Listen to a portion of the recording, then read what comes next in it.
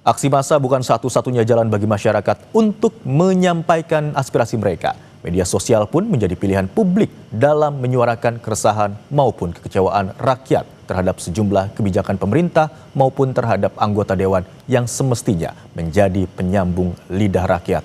Dan untuk melihat bagaimana potret suara rakyat di media sosial, kita akan berbincang dengan analis senior Drone Emprit, Yan Kurniawan. Selamat siang, Mas Yan. Halo, selamat siang Mas Imron. Mas Yan, menyikapi berbagai aksi yang terjadi belakangan ini, bagaimana suara warganet menyikapi demonstrasi selama sepekan terakhir? Ya, jadi kalau kita menggunakan data dalam seminggu terakhir, itu terlihat di analisa emosi ya. Jadi ada tiga yang paling tinggi itu, yaitu pertama terkait dengan anticipation. Anticipation itu muncul paling tinggi ya. Maksudnya anticipation di sini adalah publik ini masih curiga terhadap pemerintah. Kenapa bisa begitu? Karena tingkat kepercayaan publik terhadap pemerintah itu bisa dikatakan masih rendah, begitu. Itu yang pertama. Terus yang kedua itu terkait dengan trust ya, adanya tidak kepercayaan publik gitu. Kenapa? Karena respon pemerintah sampai saat ini terlihat belum menjawab tuntutan publik. Terus yang menarik lagi adalah ada joy juga di situ ternyata. Joy itu apa? Joy itu terkait dengan uh, publik melihat bahwa tindakan tegas yang terukur ini sebetulnya juga direspon baik oleh publik. Cuma ada kehati-hatian di situ. Kenapa? Pertama begini, kalau suasananya kondusif itu yang diharapkan publik. Tapi kalau bila itu apa namanya pemerintah dalam hal ini adalah polisi menanganinya tidak baik, itu nanti timbulnya malah di anticipation lagi. Artinya curiga akan malah lebih tebal dibanding joy. Itu joy itu timbul itu pada saat kejadian di Sumarekon ya, yaitu ketika aparat bersama masyarakat itu sama-sama memblokade kelompok-kelompok yang tidak jelas itu ya, artinya saling jaga ya, antara masyarakat kerjasama dengan polisi dengan TNI itu berhasil memunculkan sentimen yang positif sebetulnya. Juga di tempat lain misalkan di Lampung, terus di Kaltim begitu, itu memunculkan sentimen positif. Artinya sebetulnya kita sudah mendapatkan pola ini. Ya tidak hanya berupa apa namanya ketidakpercayaan, namun juga suasana kondusif. Di Jakarta apalagi, Car Free Day kemarin itu sudah menunjukkan bahwa suasana kita sebenarnya sekarang lebih adem dibandingkan kemarin-kemarin.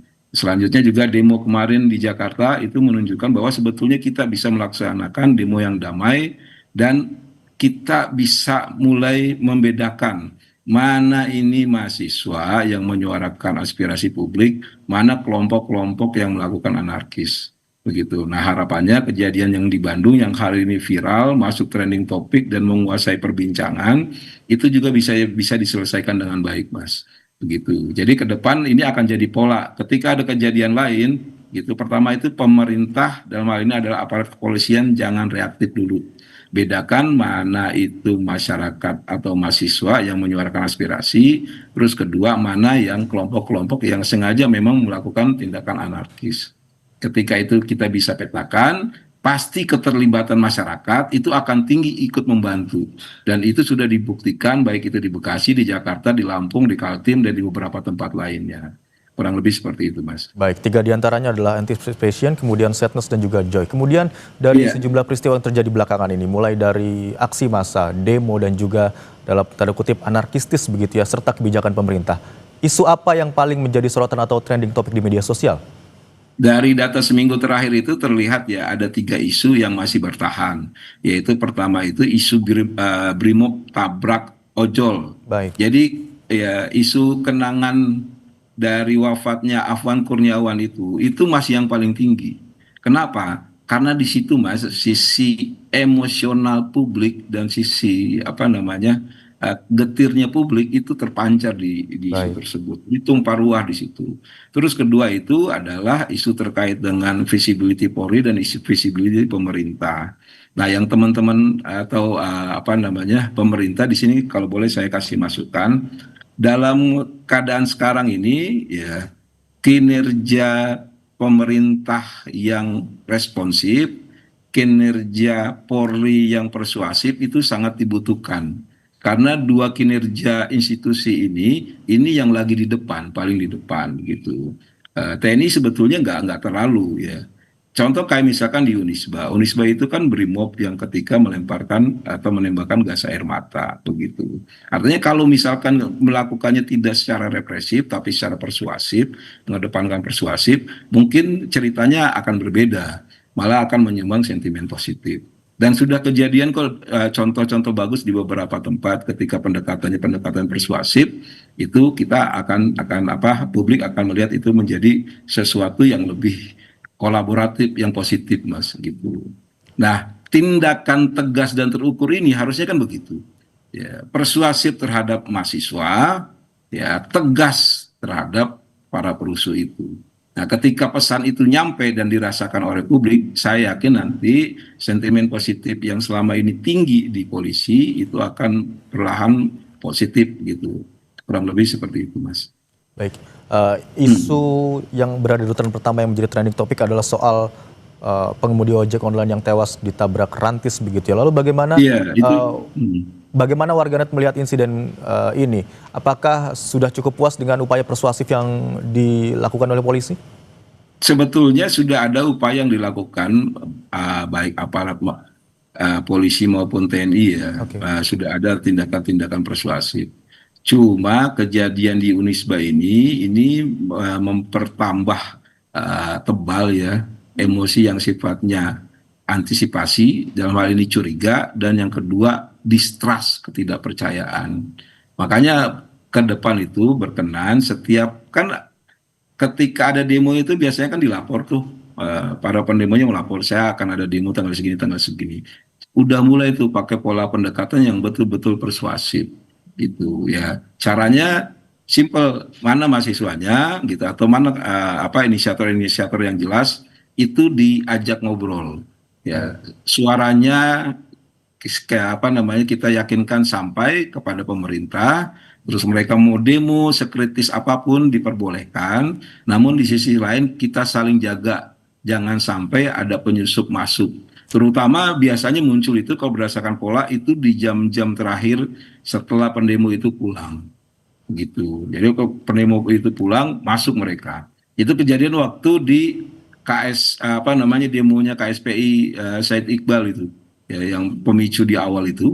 Terus yang kedua juga di tempat-tempat lain dan terakhir ini di Unisba gitu. Ketika para pendemo kurang lebih aslinya, maksudnya aslinya itu yang menyuarakan suara aslinya itu pulang, gitu baru mereka masuk. Nah ini kan sebetulnya bisa jadi nih pelajaran buat kita untuk melihat pola tersebut dan kita bisa Baik. antisipasi lebih awal. Kurang lebih seperti itu, Mas Imran. Upaya persuasif tadi Anda katakan sudah cukup berhasil begitu ya, namun masih menjadi isu yang cukup ramai dibicarakan di media sosial. Lalu Mas Yan, bagaimana dengan tanggapan warganet soal aksi demo yang semakin masif? Karena kan kita tahu sebenarnya awalnya hanya terpusat pada satu wilayah saja, namun dalam waktu beberapa hari terakhir kemudian menyebar dan juga terjadi di beberapa wilayah lainnya. Jadi gini, kan yang diharapkan oleh publik kan dua, ada komunikasi dan ada aksi. Baik, komunikasi dan aksi. Komunikasi sudah dilakukan oleh pemerintah sudah respon, tapi itu nggak cukup. Tadi kalau kata influencer yang tadi itu kita nggak butuh air mata lagi Pak, kita butuh aksi. Dan itu ada beberapa tuntutan, dan tuntutan itu kan macam-macam. Ya, ada yang di sebelah sana tuntutannya A, sebelah sini tuntutannya B gitu. Anak-anak KM itu pengennya apa namanya turunkan Kapolri misalkan kayak gitu. Ya, macam-macam itu. Nah, itu kalau bisa dipilah, diajak ngobrol sampai akhirnya ketemu nanti misalkan 3 tuntutan yang paling bisa dilakukan, yang doable dan itu bisa memuaskan publik gitu. Karena saya yakin juga pemerintah nggak akan langsung itu. Ya, dia pemerintah punya pertimbangan sendiri begitu dan itu perlu diedukasi juga ke masyarakat. Jadi tidak seolah-olah atau nanti pemerintah akan terjebak bahwa pemerintah itu tidak mendengar gitu. Ya, kurang lebih seperti itu Mas gitu. Oke, sekarang kita fokus kepada aksi demo yang dibicarakan di media sosial begitu Mas Yan ya. Selain dari pengamanan yang dilakukan oleh Polri begitu dan juga aksi demo yang dapat dikatakan beberapa kali berujung anarkistis. Apakah kebijakan-kebijakan pemerintah juga mendapat perhatian khusus di media sosial? Jadi gini, kalau di pemberitaan online Mas cek aja ya, maupun di sosial gitu, ini Baik. didominasi oleh isu-isu demo. Makanya ini kan salah satu dampak negatif dari demo itu, baik media maupun perbincangan media sosial itu Baik. fokusnya di situ. Ya, padahal banyak isu-isu yang lain. Contoh gini, ini Presiden sudah ngomong kita akan segera apa namanya membahas terkait dengan undang-undang perampasan aset, RUU perampasan aset. Nah ini kalau bisa dikejar, Mas, gitu. Publik langsung fokus nih, pemerintah udah mulai buka nih, gitu. Nah kalau bisa teman-teman mahasiswa gitu kan, para aktivis fokus ke situ, dikejar itu. Ya, tapi dikejarnya jangan pola-pola yang menimbulkan kecurigaan satu sama lain. Diajak ngobrol gitu satu sama lain, buka ruang dialog sampai akhirnya nanti titik ketemu titiknya gitu. Dan ini kan eh, baik DPR ya yang kami lihat itu maupun pemerintah itu kan udah mulai bangun pola mereka mengevaluasi gitu. Ya, dan ini evaluasinya saya yakin kalau kita nggak kejar itu akan berhenti di situ. Makanya kita kejar terus terutama pada wilayah-wilayah yang sifatnya substantif gitu. Ya, baik itu isu perampasan aset, terus ketidakadilan gitu, transparansi gitu. Nah, itu kalau perlu dikejar terus gitu. Sampai akhirnya nanti publik merasa puas gitu. Baik. Kurang lebih seperti itu, Mas.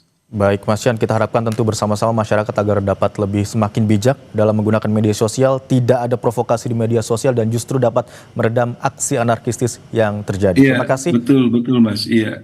Baik, terima kasih sudah bergabung di Kompas Siang, Yan Kurniawan selaku analis senior Drone Emprit. Selamat siang. Selamat siang, Mas.